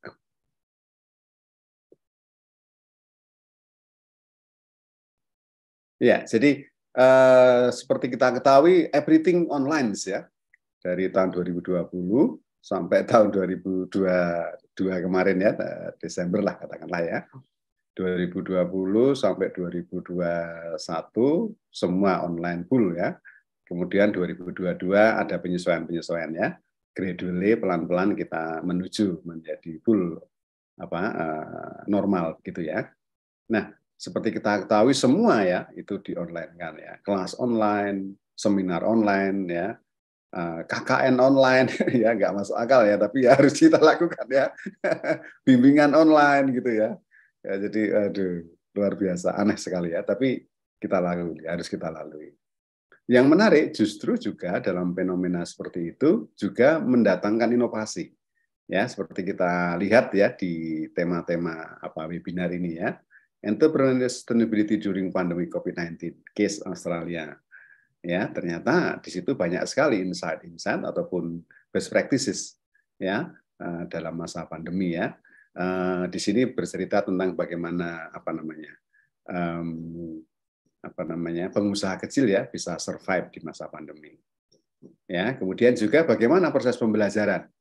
Nah, kebetulan di FBE ini, di ATMA ini, kita mempunyai kelas internasional yang mahasiswanya berasal dari berbagai macam negara dan juga bekerja sama dengan berbagai macam universitas. Dari Eropa, dari Asia tentunya ya, dari Australia, ya banyak sekali ya. Jadi sekitar setiap tahun tentunya, setiap semester kita menerima. Nah tentunya bagaimana? Mereka harus pulang juga kan? Mereka harus dipulangkan ke negaranya masing-masing. Dan kemudian bagaimana ini? Fenomenanya luar biasa. Ya. Jadi ketika kelas dimulai jam 7, mereka yang di Eropa itu jam 12 malam. Nah, bingung nih gimana ya. Jadi luar biasa sekali ya. Bagaimana ini bisa di running kelasnya ya. Ternyata kita tidak pernah terpikirkan sebelumnya bahwa itu bisa terjadi. Ya, kemudian terjadi penyesuaian. Ya, kelas kita undur biar di sana bisa masuk dan sebagainya, jadi luar biasa ya. Nah, kemudian sosial media tentunya ya menjadi salah satu andalan kita dalam berkomunikasi ya dengan mahasiswa, dengan orang tua ya, dengan kolega kita di mana-mana ya. Tentunya kita mengoptimalkan hal tersebut. Ya. Nah, yang menarik di sini adalah bahwa selama pandemi dengan metode online ini justru sama-sama melakukan kolaborasi ya. Universitas, company ya, gitu juga berkolaborasi ya. Semakin tinggi niatan untuk berkolaborasi. Jadi seolah-olah pandemi ini malah menjadi kayak setan gitu ya, musuh bersama begitu ya, yang harus ditanggulangi ya. Yang harus bisa dijinakkan begitulah, atau binatang buasnya begitu ya. Ya, kemudian kita punya kerjasama dengan Jarum Group waktu itu berkaitan dengan program magang lah istilahnya ya, magang bersamaan dengan training ya, bersamaan dengan training. Dan itu juga kemudian dengan adanya pandemi maka muncullah ya inovasi-inovasi baru ya, mengkombinasikan antara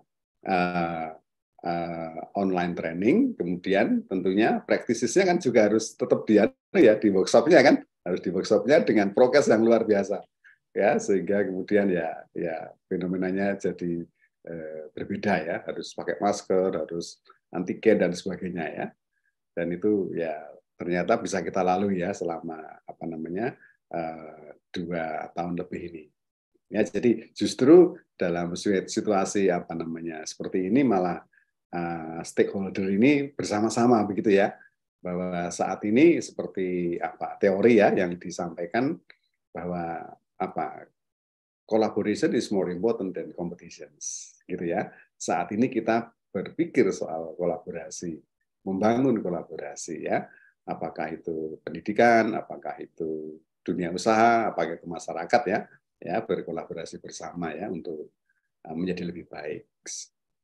Next.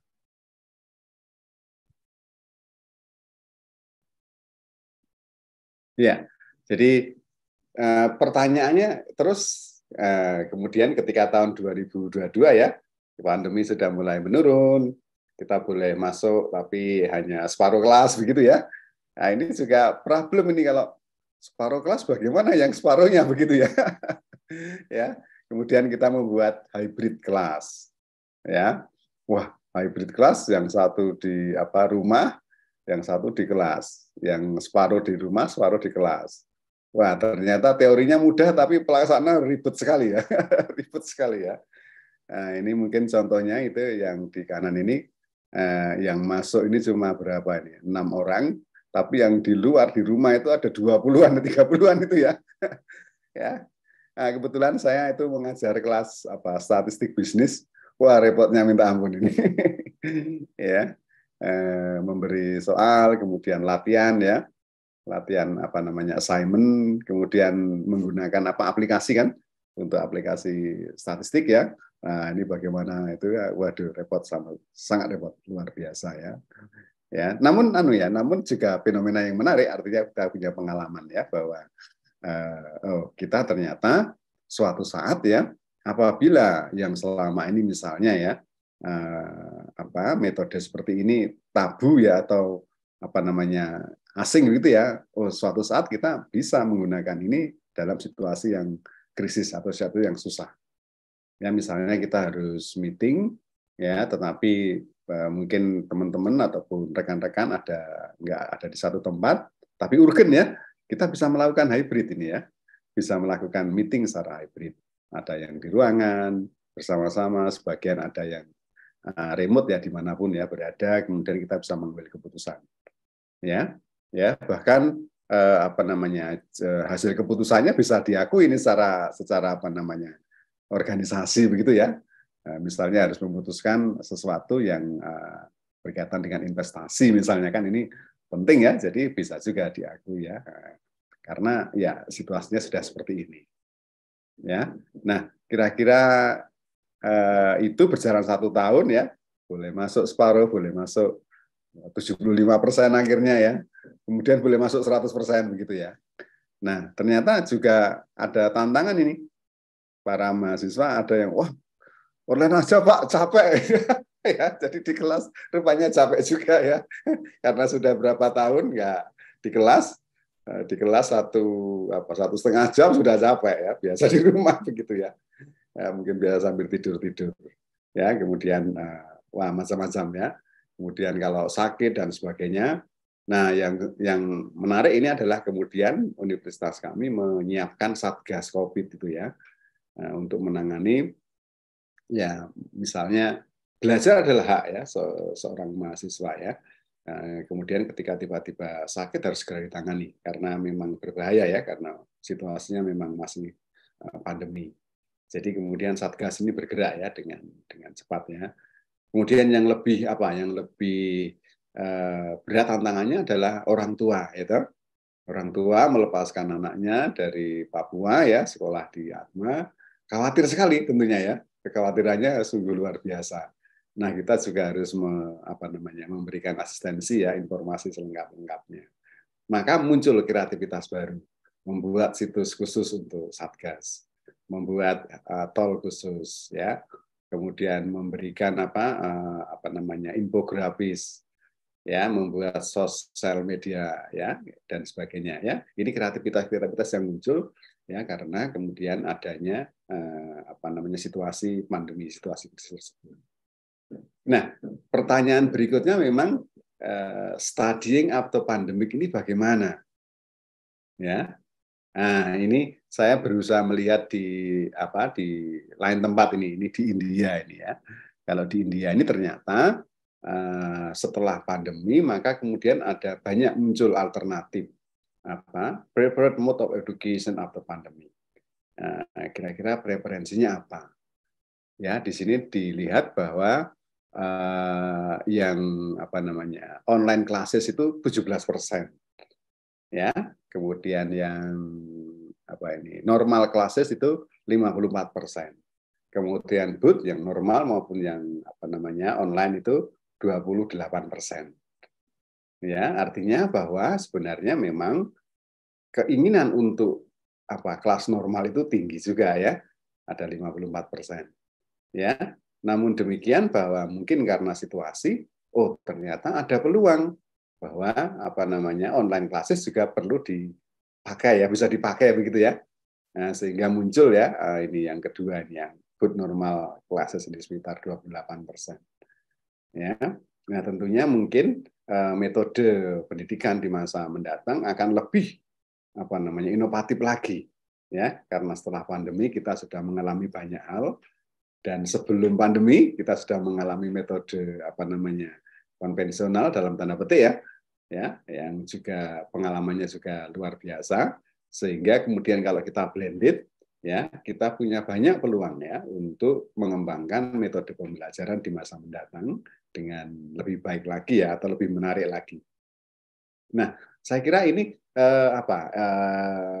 isu yang penting lagi adalah bahwa para mahasiswa saat ini, mahasiswa yang masuk saat ini adalah natif ya di dalam digital, ya, digitally native. Mereka sudah sangat terbiasa ya, dari SMA kemudian kuliah ya, sudah terbiasa ya, dari SMP bahkan mungkin ya dengan digital, dan mempunyai attitude yang berbeda. Ya, misalnya ya untuk searching informasi ya, sangat berbeda dengan misalnya dengan zaman saya ya. Kalau saya mau beli baju ini masuk ke supermarket, jalan-jalan gitu ya, Mas Raditya mungkin juga gitu ya. Ya, tengok-tengok gitu ya. Ya, tapi kalau mahasiswa ini, adik-adik mahasiswa enggak, ini dia online aja ya, kemudian datang hanya beli atau bahkan beli online ya, dan sebagainya. Jadi sangat sama sekali berbeda. Pengambilan keputusannya pun berbeda, ya. Preferensi untuk memutuskan pun berbeda, ya. Jadi seperti kita ketahui, maka muncul ya selebriti yang biasanya hilang ya, kemudian muncul yang baru ya, yang berbeda sama sekali. Oke ya, jadi saya kira tantangan ke depan ini terbuka sekali, dan yang terpenting tadi saya kira sudah berdasarkan pengalaman kami yaitu adaptasi. Dan ini adalah start untuk adaptasi ke depan, studying after pandemi seperti apa kita belum tahu.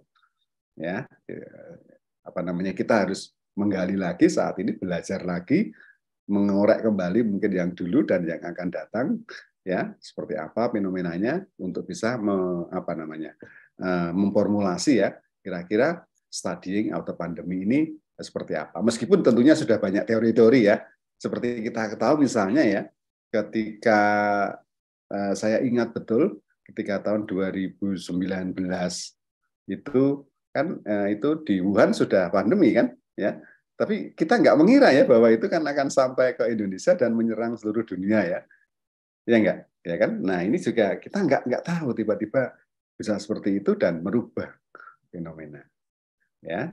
Nah saya kira ini merupakan awal baru kita untuk mengembangkan metode pembelajaran yang baru setelah pandemi ini akan seperti apa. Nah saya kira ini adalah pertanyaan nanti kalau ada diskusi dengan Mark Plus di masa mendatang. Next, saya kira sudah ya.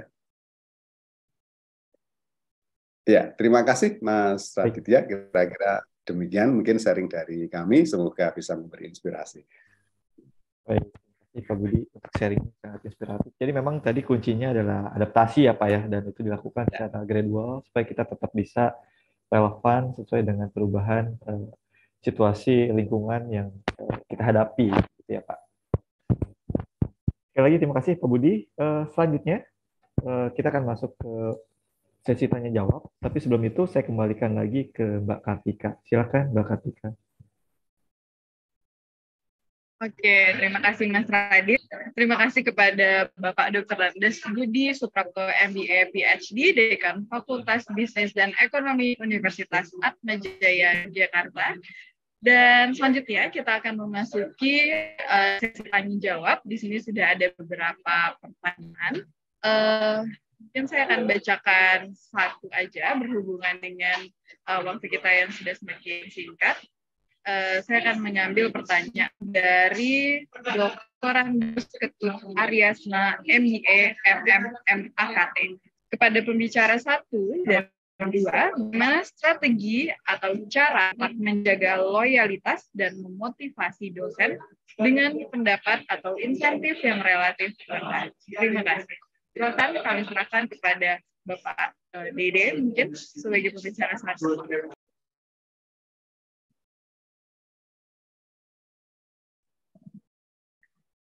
Baik, terima kasih. Ini pertanyaan yang sangat umum dan sering ditanyain, karena memang kalau untuk menjaga loyalitas dan memotivasi dengan pendapatan yang insentif relatif rendah, sebetulnya memang tadi kalau saya bicara bahwa perlu kreativitas dari pihak institusi maupun dari sisi dosennya sendiri, gitu. Relatif rendah itu bukan rendah sekali kan berarti. Artinya kalau dosen kreatif sebetulnya banyak sumber yang kemudian bisa menjadi pendapatan. Kalau Anda kemudian misalnya mengambil aktivitas penelitian yang berbasis hibah misalnya, atau itu banyak sekali ya, penelitian berbasis hibah, pengabdian berbasis hibah, baik dari pihak internal maupun dari eksternal, terutama dari Kemendikbud. Sekarang program-program yang seperti itu juga cukup banyak.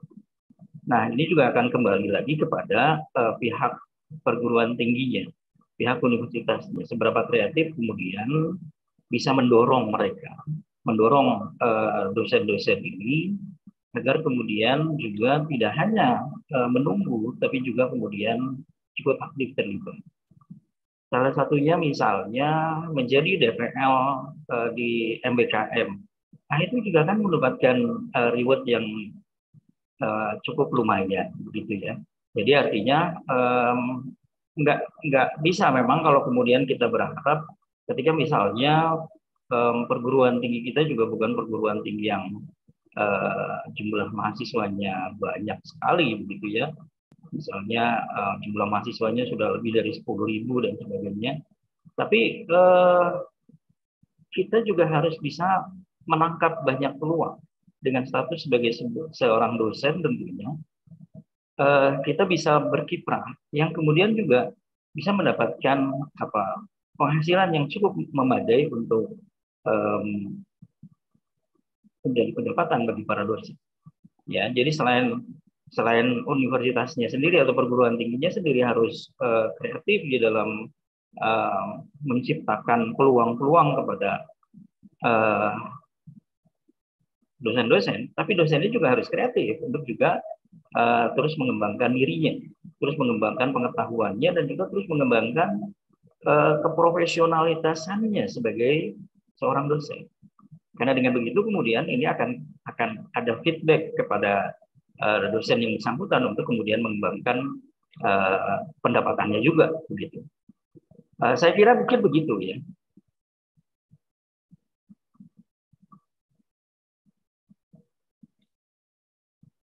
Baik, terima kasih kepada Bapak Dede. Kreativitas adalah kunci utamanya, Pak ya. Selanjutnya, saya akan serahkan pertanyaan ini kepada Bapak Dr. Andes Budi. Silakan, Pak. Oke, terima kasih ya. Pertanyaannya menarik ini ya. Ya, jadi memang saya kira betul ya bahwa pendapatan dosen itu memang rendah ya. Ya, saya kira memang seperti itu. Dan kenapa demikian? Karena memang pendidikan ini kan bukan komersil ya. Jadi pendidikan ini bukan sesuatu yang harus kita jual kemudian mendapatkan keuntungan ya, tapi tidak demikian. Ya, jadi memang pendidikan adalah sesuatu services layanan ya kepada masyarakat. Sehingga kalau universitasnya kemudian dosennya dibayar mahal ya nanti kemudian bagaimana ya, jadi akan sangat repot tentunya ya. Tapi memang kata apa namanya? Gaji rendah dan tinggi ini memang relatif ya, kita tidak bisa memutuskan ya sebenarnya dalam satu sisi ya. Namun mungkin yang terpenting di sini adalah bahwa bekerja ini kan passion gitu ya, kata anak-anak muda sekarang ini passion ya. Ya, jadi ketika itu passion maka kemudian akan mendarah daging, kemudian akan secara otomatis begitu ya, kemudian akan loyal terhadap pekerjaannya, ya, kemudian juga mungkin akan bangga ya terhadap pekerjaannya, ya, karena apa? Tentunya memang kebanggaan seorang dosen itu kan bagaimana melihat mahasiswanya berhasil gitu ya. Jadi kalau mahasiswanya berhasil lebih sukses lagi dari dosennya, justru itu yang patut dibanggakan. Ya, kemudian mahasiswanya lebih kaya ya dari dosennya, ini juga patut dibanggakan ya. Ya, jadi memang saya kira mungkin seperti itu. Jadi mungkin menurut saya isunya tidak gaji rendah atau tinggi ya, tetapi justru pengabdiannya, pengorbanannya, pelayanannya sebagai dosen itu saya kira tidak bisa diukur dengan uang ya, tetapi mungkin ya dengan keberhasilan generasi muda ya di masa mendatang. Mungkin itu yang sering kami sampaikan ya sebagai mungkin salah satu pimpinan begitu ya di fakultas. Terima kasih.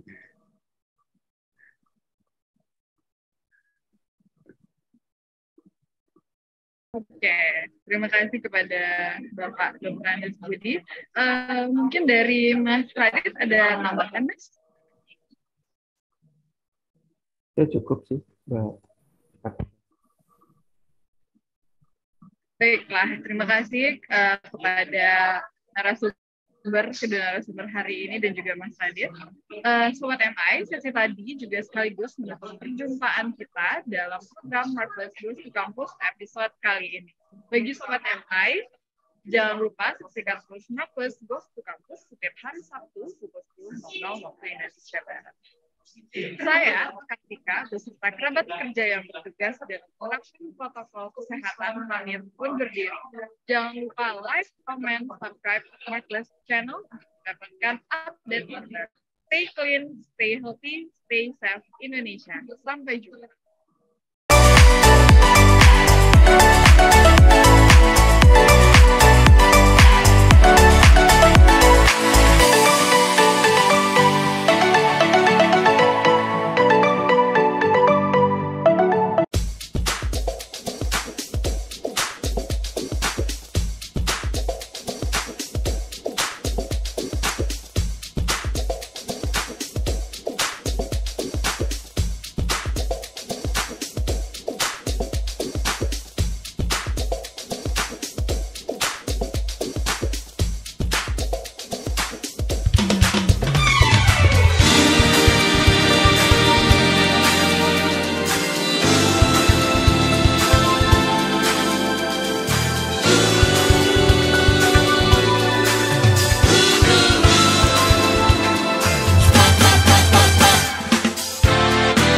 Cakrawala emas berharapan, memacu diri melangkah, semangat gemuruh hati merenggut impian, seolah akan terhambat.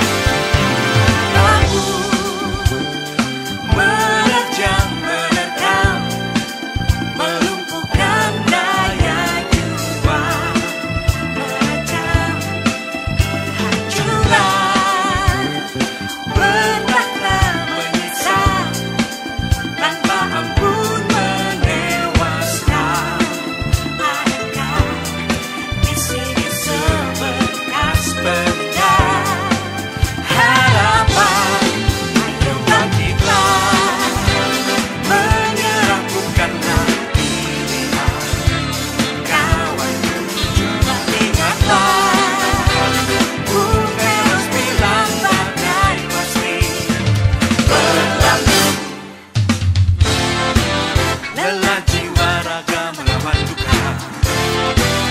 Rasa dan